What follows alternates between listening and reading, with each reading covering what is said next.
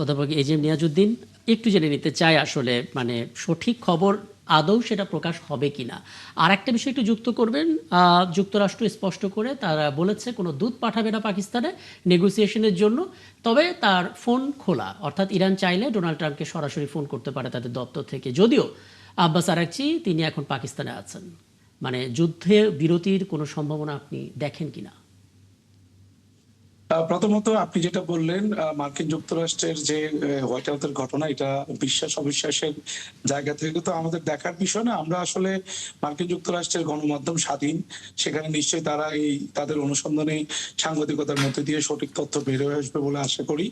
আর আপনি যেটা বলছেন যে যে ডোনাল্ড ট্রাম্পের যে সর্বশেষ অবস্থান, এটা এখান থেকে চুক্তিতে যাওয়া সম্ভব কিনা, আমরা আসলে মার্কিন যুক্তরাষ্ট্রের এই যে প্রতিনিধিদের, বিশেষ করে ডোনাল্ড ট্রাম্পের যে বক্তব্য এবং এই ইরান ইস্যু নিয়ে তার যে ঘন ঘন অবস্থান পরিবর্তন, সেটা আসলে বলে দেয় না যে মার্কিন যুক্তরাষ্ট্রের অবস্থান কখন কি থাকবে। সেজন্য আসলে আমরা একইভাবে তারা হরমুজে রণতরী বাড়িয়েছে, যুদ্ধের প্রস্তুতি আগের চেয়ে অনেক বেশি হয়েছে, তারা ইতোমধ্যে তাদের সৈন্য সংখ্যা বাড়িয়েছে, যুদ্ধজাহাজ বাড়িয়েছে। আবার একইভাবে পাকিস্তানে তাদের প্রতিনিধি পাঠিয়েছিল, পরে এইবারই লেটেস্ট যাদেরকে পাঠানোর কথা তাদেরকে না পাঠানোর সিদ্ধান্ত নিয়েছে। এখন এইটা সর্বশেষ নির্ভর করছে আসলে ডোনাল্ড ট্রাম্পের, আসলে তারা কি ধরনের পরিস্থিতি নিয়ে হরমুজের যে সংকটটা, এই যে জট যেটা লেগেছে, এটা তো আসলে খুলতে পারেনি। এখন ইরানের বন্দর অবরোধ করে রেখেছে একদিকে মার্কিন যুক্তরাষ্ট্র, আরেকদিকে চুক্তির চাপ দিচ্ছে। কিন্তু ইরান স্পষ্ট করেছে যে তাদের বন্দর অবরোধ করে রেখে তারা যে কোনো ধরনের এই চুক্তি এবং হরমুজের উপর যে সব ধরনের অবরোধ জি। ইরানের পক্ষ থেকে উইথড্র করবে, সে ব্যাপারে তারা তারা এবং আজকে তারা ঘোষণা দিয়েছে তারা ইরানের যে যুদ্ধ পরবর্তী যুদ্ধের আগের যে অবস্থা ছিল, সেই অবস্থায় আর হরমুজ কখনোই ফিরে যাবে না, এই ধরনের একটা অবস্থা। এই এই এই সুতরাং এই যখন সিচুয়েশন, তখন আসলে আপনার পর্যবেক্ষণ আমি একটু পরে এসে জানার চেষ্টা করব যে কোন পথে আসলে সমাধানটা মিলতে পারে, এখনো যদি কোনো টানেলের শেষে আলো দেখা যায় আর কি। আমি একটু মাননীয় সংসদ সদস্য একটা বিষয় একটু জানতে চাই। আজকে সারাদিনই আমরা শিরোনামে এটা রেখেছি, আমাদের পররাষ্ট্র প্রতিমন্ত্রী শামা ওবায়েদ তিনি বলেছেন যে হরমুজ দিয়ে নিরাপদেই বাংলাদেশের জাহাজ আসতে পারবে। বলা যেতে পারে 14 থেকে 15 দিন আগের ঘটনা যে বাংলা জয়যাত্রাকে আটকে দেওয়া হয়েছিল, হরমুজ পার হতে দেয়নি। কারণটা স্পষ্ট না, তবে ধারণা করা হয় নিরাপত্তাজনিত কারণে, নানা ইস্যুতে জটিলতা তৈরি হওয়ার কারণে পরবর্তীতে ছেড়ে দেওয়া হয়েছে, তাও একটা চুক্তির পর। মানে যেই পরিস্থিতি দাঁড়াচ্ছে আপনি শুনলেনই, মানে এটা কনফিডেন্ট না যে কোনো রকমের শান্তি চুক্তি হবে, এটা হয়তো চলতে থাকবে। পার্লামেন্টে কি আলাপ হয়, আমরা আসলে কতটুকু ডিল করতে পারছি কঠিন সংকট? এই যুদ্ধ নিয়ে পার্লামেন্টে স্পেসিফিক কোনো আলোচনা হয়নি। আসলে এটা সেন্সিটিভ। আমেরিকার মতো রাষ্ট্র, যেখানে ইসরায়েল একই শক্তিতে একীভূত হয়ে ইরানের উপর যেটা চাপালো, আমরা পর্যালোচনা করতে পারি, বাট এখানে ইনফ্যাক্ট আমরা তো কোনো প্রভাবিত করতে পারি না। আমরা অনুমান নির্ভর আমাদের অ্যাসেসমেন্ট দিয়ে আমরা একটা মন্তব্য করতে পারি। না, আমি জানতে চাচ্ছি আমাদের দিক থেকে সেফ থাকা বা ব্যাকআপ রাখা, কিভাবে আসলে জটিলতা কাটায় আমরা অন্তত নিরাপদে থাকতে না, পারি। আজকে আমাদের যে প্রশ্নটা সেটা হলো যে আমরা কখনোই একটা মুসলিম বিশ্বের উপরে একটু আঘাত আসুক ব্যক্তিগতভাবে আমরা কেউ চাই না, সেটা হলো এক সেন্টিমেন্ট। কিন্তু বাস্তব অবস্থায় এই যে যুদ্ধের কারণে আজকে দেখেন যে সংকটগুলো আসছে, এই যে কারণে আমাদের আজকে সমঝোতা হলো একটা পার্লামেন্টে একটা পার্টি গঠন, এটা কখন হয়েছে? যদি স্বাভাবিক কোনো যদি পরিস্থিতি থাকতো, এই ধরনের একটা পরিস্থিতি সৃষ্টি না হলে তো এটা মানে কমিটি গঠনের তো ব্যাপার ছিল না। কিন্তু আজকে প্রতিমন্ত্রী শামা ওবায়েদ যিনি যা বলেছেন, প্রতিদিন কিন্তু একটা ঘটনা কিন্তু এক জায়গায় থেমে থাকে না। এটা কিন্তু উন্নতির একটা জায়গায় নিশ্চয়ই আসছে দেখে উনি বলেছেন। আগে যেটাই হয়েছে, যেই জাহাজগুলো অন প্রসেসে মানে আমাদের এই বাংলাদেশে এসে যেগুলো আমাদের ভিড়ার কথা, আসার কথা, এইটা একটা নব দিগন্তের একটা আশাব্যঞ্জক একটা উনি একটা মেসেজ আজকে জাতিকে দিয়েছে। নিশ্চয়ই এরকম মানে যেটা উনি বলেছে এটাকে আমি বিশ্বাস করতে চাই, এবং ওইটা জেনে এবং সার্বিক পরিস্থিতির যে একটা উন্নতি হয়েছে এইটার কারণে কিন্তু শামা ওবায়েদ উনি এই কথাটা বলেছেন। আচ্ছা, জনাব সরওয়ার হোসেন, আমরা প্রায় শুনি যে আমরা এমন কিছু চুক্তির মাধ্যমে বন্দী হয়ে গিয়েছিলাম যেই জায়গা থেকে আমরা চাইলেও স্বাধীন কোনো সিদ্ধান্ত নিতে পারছিলাম না যে ঠিক আছে আমরা যুক্তরাষ্ট্র না অন্য কোনো বিকল্প জায়গা থেকে তেলসহ নানা কিছু নেওয়ার চেষ্টা করবো, আমরা রাশিয়ার দিকে যে হাতটা বাড়াবো তার জন্য কিন্তু আলাদা একটা চুক্তির মধ্যে আছে। শুধু আমরা না, আমাদের মতো অনেক দেশও সেই চুক্তির মধ্যে আছে। এগুলো এখন নতুন করে ভাবার প্রয়োজন দেখেন কিনা? না না, ভাবার তো প্রয়োজন আছে। আর রতন ভাই যেটা বললেন যে আমরা কোনো সিদ্ধান্ত নিতে পারবো না, কিন্তু আমরা উদ্বেগ প্রকাশ করতে পারি।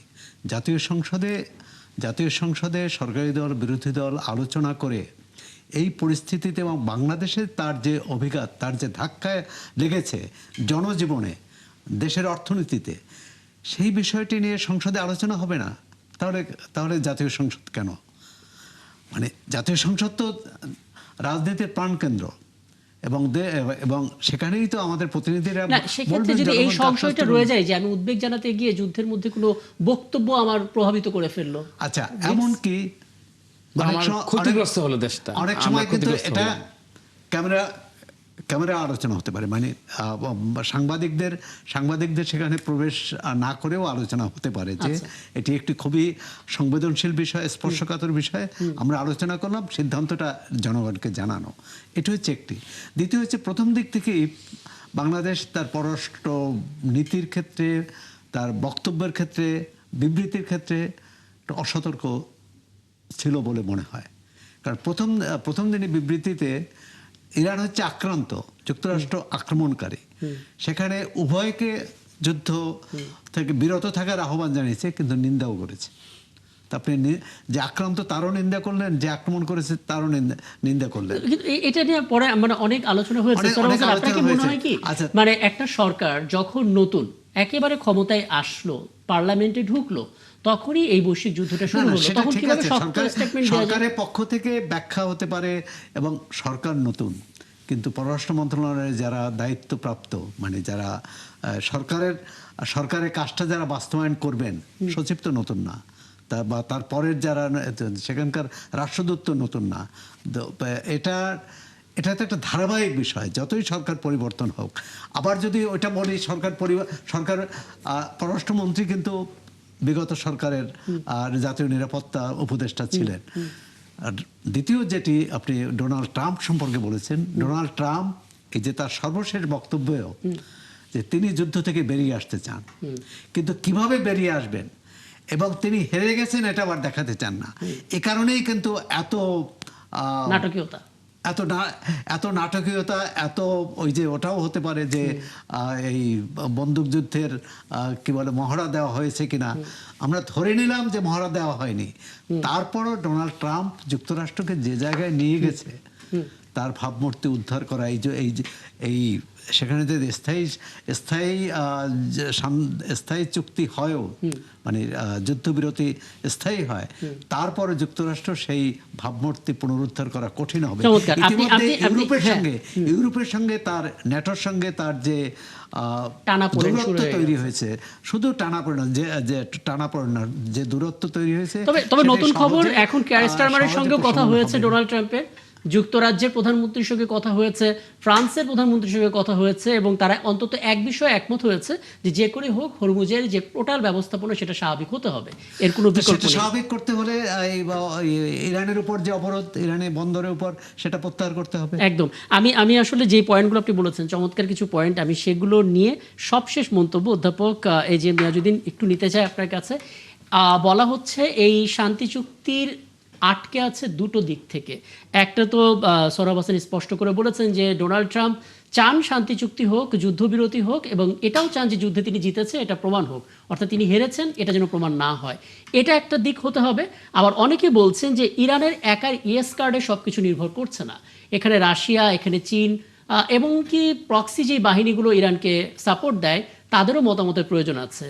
সবার মতামতের ভিত্তিতে তারপরে ইরান হতে তাদের দিক থেকে ইয়েসটা বলবে। আপনার মনে হয় কিনা এই জটিলতাগুলোর কারণে আটকে আছে?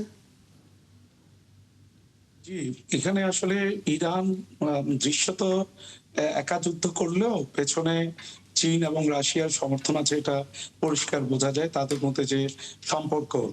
আর মার্কিন যুক্তরাষ্ট্রের যে বৈদেশিক নীতি, তারা যেভাবে 90-এর পর থেকে এক ধরনের হেজমনিক পাওয়ার হিসেবে যেভাবে ভয়ভীতি দেখিয়ে সর্বশেষ বিভিন্ন যুদ্ধের মাধ্যমে তার যে একটা সফলতা সবসময় সে তারা অর্জন করে আসছিল, এই জায়গায় এসে ইরানের কাছে এসে তাদের সে দম্ভ হোঁচট খায় এবং সেই জায়গা থেকে ট্রাম্প আসলে কিভাবে যুদ্ধ থেকে বেরিয়ে আসবেন এটা এবং মার্কিন যুক্তরাষ্ট্রের যে বর্তমান অবস্থান সেটা আসলে সত্যিই নির্ণয় করা তাদের জন্য কঠিন, কারণ ইরান তার যে সামরিক অবস্থান এবং দৃঢ়তা এবং রাজনৈতিক নেতৃত্বের বিচক্ষণতা সবগুলোই একসাথে তারা সমান তালেই এই যুদ্ধে তাদের অবস্থানটা জানিয়ে দিয়েছে।